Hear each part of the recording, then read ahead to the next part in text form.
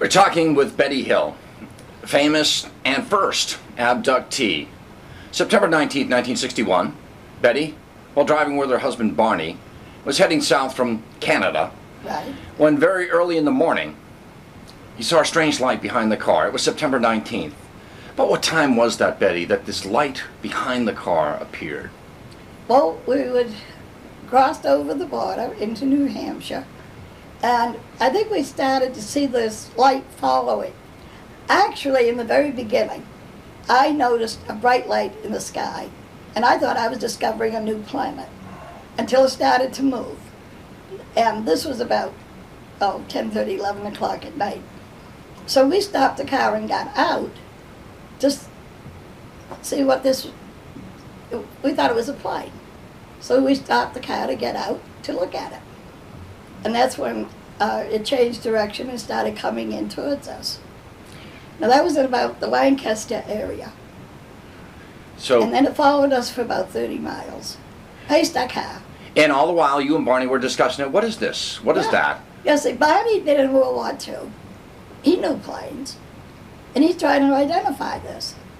And it's flying in a very erratic manner, which was very puzzling to us. But this is 61. We'd heard UFO. Well, actually, in those days, they called them flying saucers. We had no idea what a flying saucer looked like. But we had no fear, just curiosity. We were trying to identify this craft. You go on in the road. You decide to pull over. Barney gets out of the car. Actually, that was in the Indian Head area. Okay. Am I preceding something here when you encountered alien entities, or was this after? No, this is the next step. Okay. In the Indian Head area, I'm trying to attract the attention of this craft. I'm telling it, come on in. Hi. I got the window down. I'm yelling to her. Hi. Who are you? My cat fell off the stove. And at that point, it left the top of the mountain, came out over the highway, and stopped in midair directly in front of us, maybe about 50 feet in the sky. So Barney got out with the binoculars in an attempt to identify the craft. And when he looked up, he saw a circular window with a bright light behind it, and he saw these men standing behind the window looking down at him. And at that point, the craft began to descend, and he became frightened. Ran back to the car, saying he thought they were trying to capture him. So we got in the car, and we went speeding down the highway to avoid capture. And as we're driving along, there's beeping sounds.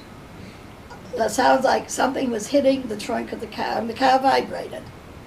And then we drove along for about another 30 miles, when Barney turned off onto a side road, and here were the group of men he'd seen on the craft standing in the middle of this road, blocking our way.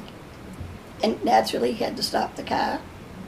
And they came up in two groups, took us out of the car, passed in the woods to where the craft was on the ground.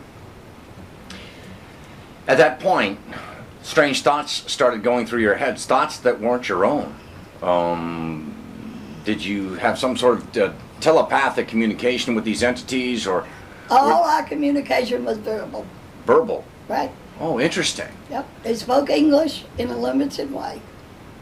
Huh. Like, a foreigner coming here and not too well acquainted with our language.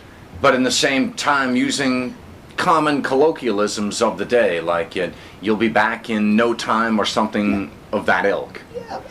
Yeah. Well, in the very first part, they had us under some kind of control. And I brought myself out of this, but Barney was only able to bring himself out, partly out of it. So I was just as conscious as I am right now. They walk you into the craft up a ramp, the landed craft. This is right off Route 3. Well, actually, you didn't know where you were at that point. And, yeah. But the last... Right off from Route 3. So they walk you up this ramp. You're brought in, and what did they say they were going to do with you?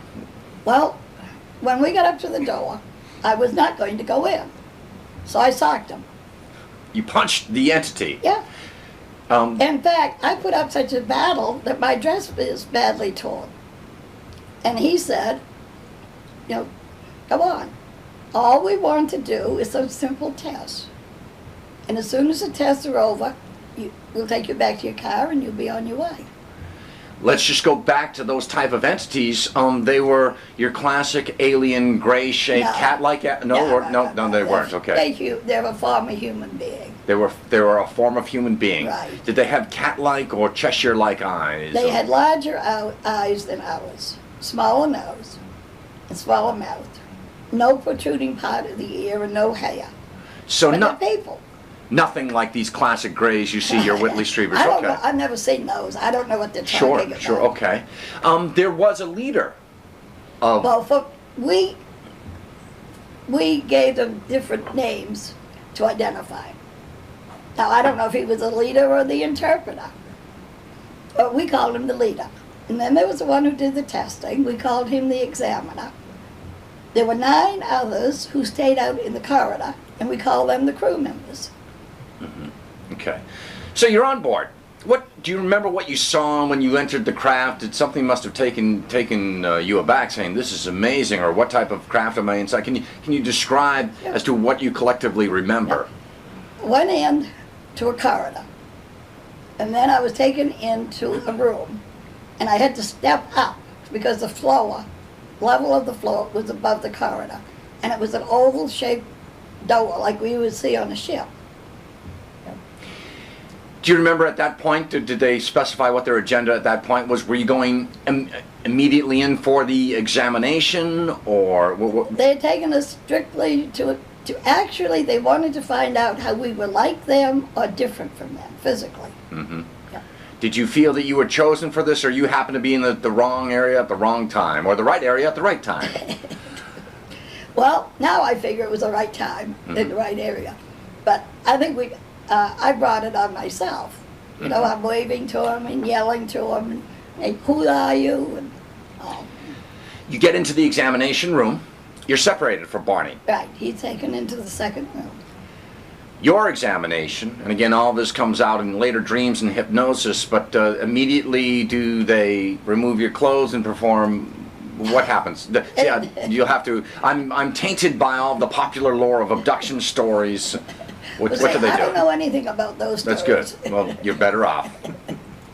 But I was taken into this first room, and it was quite bare. There was a small table, there was a stool, and then the wall, there were doors in the wall that would slide back and forth. And they put me on a stool, checked my eyes, ears, nose, throat, my feet, my hands. And then he put me on a table and said they were going to check my nervous system. And they used some kind of equipment to do this. And then he tried to insert a needle-like instrument in my navel, which caused pain.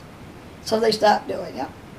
And then the examiner left and went into the room where Barney was. Can you describe what was happening to Barney, what Barney recalled under hypnosis, what was going on at the same time in his examination room? With Barney, most of the exam was the same as mine, except they were interested in his bone structure. I mean, they were feeling all up and down his spine, his arms and all, basically. Did Barney recall any struggle akin to the struggle that you had, where you had a torn because dress? they had him under this control. Okay. And he was very upsetting to him because he couldn't move. So they had implemented paralysis, some sort of temporary paralysis on Barney to subdue him, whereas to you they gave you a little more leeway as far as you weren't. Well, I was smaller than Barney, so I didn't get such a big dose of paralysis. So they saw him as more of a fear, perhaps, He than was you. bigger than them, taller. Your examination concludes. Then what happens? Well, while the examiner is in doing Barney's exam, I started talking with the leader. And I said, I know you're not from this planet. Where are you from? And he showed me a star map. And he explained part of the map to me briefly. And then we just talked about food and different aspects of life here.